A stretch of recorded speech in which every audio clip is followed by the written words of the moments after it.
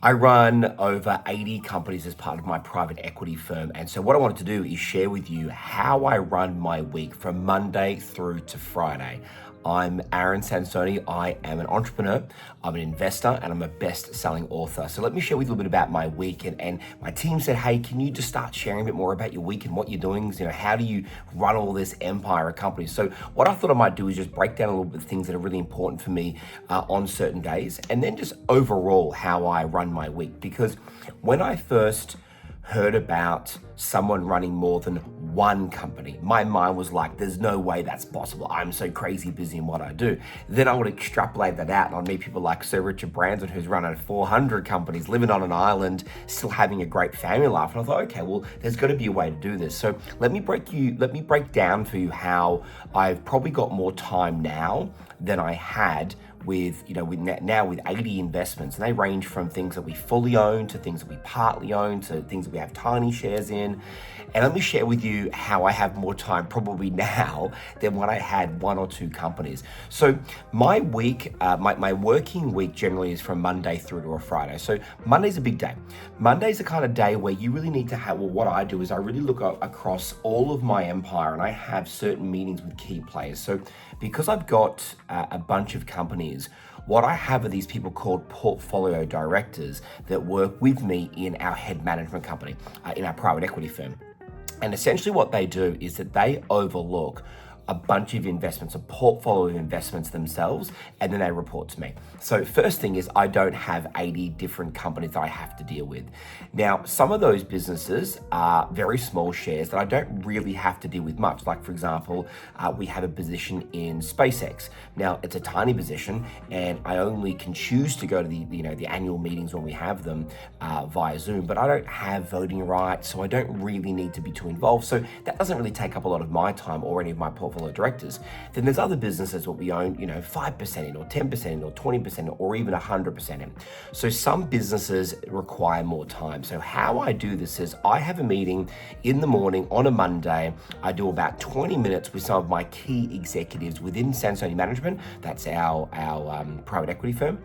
And then I will also meet with some of my key CEOs or what I call operators. So the people that actually run some of our bigger businesses that we fully own. So I'll actually speak to those directly as well. So that's my Monday mornings, right? I do a lot of that first thing in the morning. I like to get through that. Now, before I have those meetings, very first thing I do every single morning, and I do this every morning, Monday through till Friday, is I check my dashboards. So I see how we're going across different businesses. So I'm obsessed with these things called dashboards. So if you've got a business, you need to definitely build dashboards. Now, dashboards are just visual representations on how your business is going. So what's really important to your business? Now, in my home office, where I kind of work 50% of the time, and in my equity firm, I've got boards, and even here on my phone right now, I can pull up a board and have a look at what every business is doing, and look at key metrics. Like I can look at sales, and I can look at leads, and I can look at cash flows, and just key critical things that each business may need. So I look at my dashboards first thing in the morning. I get up quite early. I go to the gym. I do all that kind of wellness stuff first. I look after my what I call my life fitness. Then I review all of my dashboards, and then on a Monday morning, then when I meet with my portfolio directors, really there's only a couple of questions. The first thing is I say, what do you got on for the week, right? They tell me what they're doing. I'm not there to micromanage. I'm not there to tell them how to do their job. I want them to go and run their businesses. So what have they got on for the week? And then if I think there's anything else that I kind of want to add in, I'll say, hey, let's focus on this as well. They'll go off and they'll make that happen. So my Monday mornings are generally taken up with that. I also have a meeting with my executive assistant, Belinda. We always have a meeting just to go over what's coming up, what is ahead in the week. We have monthly meetings as well, so we really know what's kind of happening. This is more of a, hey, this is what's going on. We do this every single day. We have a check-in in the morning. We have a call every single morning, Monday through Friday, but because she runs my entire schedule. So she's, sometimes there's moving parts, right? Because people want to have meetings or we have to move things around. But then on Monday morning, we have a sit down and we kind of go through everything in the entire week. And then we do the same thing on a Friday. So we look at our week on the Monday, and then we look at it on the Friday. The reason we look at it on the Friday, in case there's any movement over that week for the following week, and we look out a couple of weeks in advance, not just the very next week, but every morning we have a phone call as well. So meetings on Monday and Friday with my executive assistant, plus we have a check-in every single morning just to make sure we're on track with what's happening. Because really when you work with someone like that, it becomes symbiotic, right? You're working together towards a common goal. So Mondays are a lot of my executive meetings. What's on track, what's happening, where are we going? I do that after I look at my dashboards. Then I generally have a few things to catch up on. So I'll have a couple of emails. I'm really big on delegation. So now I put myself in a position where I don't have too many emails coming through to me. I do a lot of my communication on WhatsApp, on Microsoft Teams, is where we do most of our communication with our teams. So, and look, throughout the weekend, even though I'm not working, I'm an entrepreneur, right? So I'm still checking my communication a couple of times a day on the weekends just to clear those. So when I come into a Monday, I'm not hit with this barrage of all of this stuff that I need to look at. So Mondays in the morning, dashboards, meeting with my portfolio directors. I also generally have a check-in with my group CFO, so I look at that looks over our accounts across all of the businesses. Sometimes we have a quick check-in, but then we have our big monthly ones as well. We go through all of the P&Ls and the cash flow statements and the balance sheets for all the companies. But that happens on a Monday as well. So Monday's pretty packed, right? We do a lot of stuff on Monday. Then generally what I do, and this is a Monday through till Friday thing, I try and at least reach out between 1 to about 2 to 3 people per day that I don't know to try and establish some connections. So that might be meeting somebody that I want to be able to partner with or just be able to connect with and have a chat with somebody. And that's a really big thing because, you know, that idea of partnerships are such a massive thing to building your own empire. You've got to be able to build establish those connections and just keep building those. So I'm a big one in that, but also I'm a big one in continuing to, you know, connect with those relationships that I have. So I don't just want to meet someone and have a chat with them and then, you know, chat with them, you know, once every 6 months or once every year. I want to check in on those relationships. On a Tuesday is generally a day where I am spending a bit of time focusing on major projects that we're working on. So I'll generally look at some of the bigger projects, so the longer term projects. So I'm talking to things that are going to be coming off in 3 months, 6 months, 3 years, 6 years, the kind of bigger stuff that I'm working on. A bit of time for me to reflect on that. You know what I really found over the years as well is that if I give myself some spaces to stop and think, interestingly, sometimes the best ideas come to me when I'm not trying for those ideas to come to me, right? So on a Tuesday, I just take some time, generally, in the morning. If I'm working from home, I'll try and drop the kids off. I'll then have breakfast with my wife. And then after that, I'll spend a bit of time just kind of really thinking about where we're going, what we're trying to do, and give myself some space to think, right? Now that might happen generally if I'm home. That will happen by hanging out in my home office or just have a bit of a walk around our property, or just chilling out, really just thinking about what we can do. And some of the great brainstorming comes from me on that. So Tuesday mornings, I try and do that.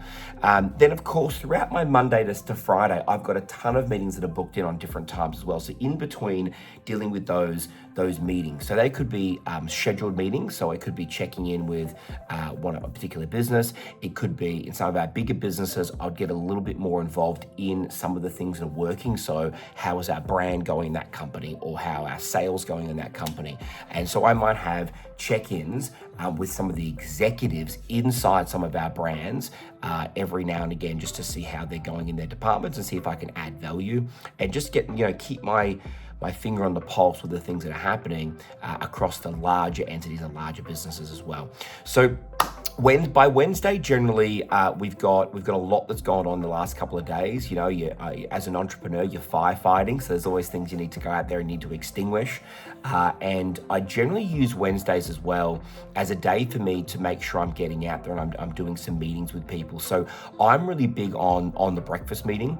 And so throughout my week as well, and generally not on a Monday because I'm pretty busy in the Monday morning, but kind of, Wednesday, Thursday, Friday, generally those mornings I try and and set aside for what I call first meets. So that's meeting people that we're looking to do a deal with. So that would be looking to get an equity piece in a business, or we're looking to buy the business totally. That's what I call my first meets. Generally, we do that in the mornings. I generally try and focus on the mornings for me. And again, I love that breakfast meeting. I have done so many major deals at local cafes, right? It doesn't always have to be in my big boardroom or somebody else's big boardroom. I've done some deals when I've been saying, hey, I'm going down to the beach at like 5 o'clock in the morning. That's the only time I've got. Would you want to come for a swim in the ocean with me? And just let's talk through the deal. Funnily enough, having those kind of conversations with people in those circumstances are actually better than sitting in the boardroom all dressed up, across the table from one another. So Wednesdays, Thursdays, and Fridays, I tend to try and do that first thing in the morning as well. And again, this is in and above all of the other meetings that I've got, with other portfolio directors, with other executives, with other business partners that I have. I then tend to probably once a week, maybe once every 2 weeks, I'll probably have a dinner or two that I need to do, that I need to go to, and that's generally meeting with a partner, an existing partner, or generally if we're kind of, at the end of putting a deal together, we might catch up and we might kind of do a dinner meeting or something like that, and catch up and kind of celebrate. That will generally happen during the week as well.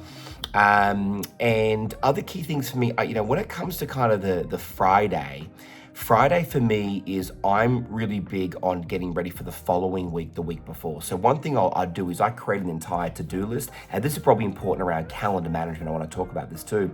Is I have my calendar and I've got all of my key kind of rocks, my key things that have to happen, throughout the week. And there's key things.